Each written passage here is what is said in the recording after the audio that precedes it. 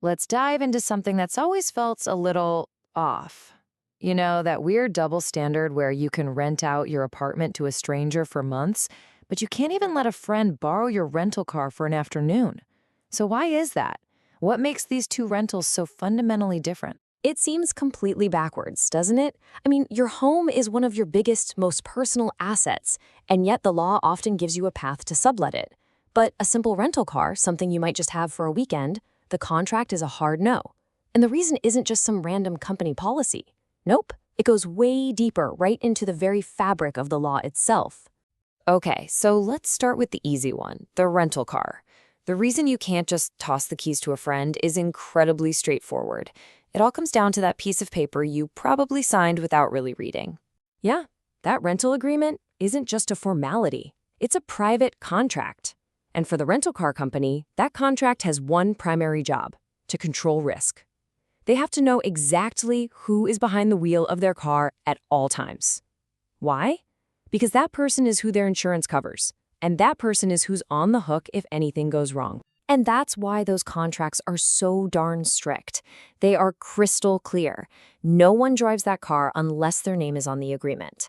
The moment you let an unauthorized friend take the wheel and they get into an accident, poof, the insurance is gone, it's void. You're not just breaking a simple rule, you could be facing a mountain of personal liability. For the rental company, it's dead simple. Their car, their rules, their control. Period. Okay, so that's the car. But when we start talking about your home, your apartment, the story completely flips on its head. Especially in a place like Ontario. Here, your lease agreement isn't the final word. Not even close. It's actually overruled by something way more powerful: public law. Specifically, the Residential Tenancies Act. Now, before we get any further, let's get our terms straight. We need to be really clear on the word subletting. This isn't just about getting a roommate to help with the bills. Subletting is a very specific situation where you, the main tenant, physically move out for a temporary period. You know, maybe you're gone for the summer, but you have every intention of moving back in before your lease is officially over. And that's totally different from assigning a lease. When you assign a lease, you're moving out for good. You're basically passing the whole contract, keys and all, to a new person. Your relationship with the landlord is over. It's a clean break. That's a key distinction. But for today, we're really zeroing in on subletting. So in Ontario, the law actually gives you, the tenant, the right to sublet. But here's the catch. It's not a free-for-all. There are some very strict rules you gotta follow. First, you have to get your landlord's permission in writing. Second, you can't turn this into a side hustle. You're not allowed to charge your subtenant a single penny more than the rent you pay. And maybe most important of all, you are still on the hook. If your subtenant skips out on rents or trashes the place, guess who the landlord is coming after? Yep, you. So what happens if your landlord just says no? Well, this is where the law really flexes its muscles. They can't just refuse for any old reason. They need a good, valid reason. Like if the person you want to sublet to has a really bad credit history. If they deny your request without a good reason, they're the ones breaking the law. And you can actually take them to the landlord and tenant board. I mean, that's a level of power you would never, ever have with a car rental company. So let's just lay it all out, side by side. On the one hand, you've got the rental car, completely locked down by a private contract. No re-renting, no profit, no discussion. On the other hand, you've got the rental home, where public law gives you the right to sublet, as long as you follow the rules. The entire legal universe they operate in is different, which is why you end up with two totally different results. And all of this brings us to the core question, the real why behind it all. Why does the law get so involved with your apartment, but basically lets a private contract dictate everything for a rental car? The answer really shines a light on how society views a simple commercial product versus a fundamental human right. Look, with the car, it's just business. It's a simple commercial transaction. The whole thing is governed by private contract law, which is all about protecting the company's property, their asset. But housing is different.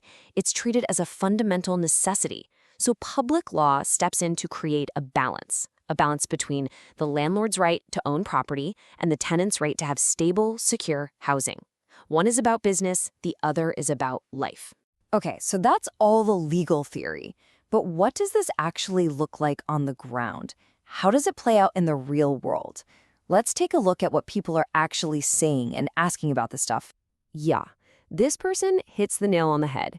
It gets right to that key point we talked about.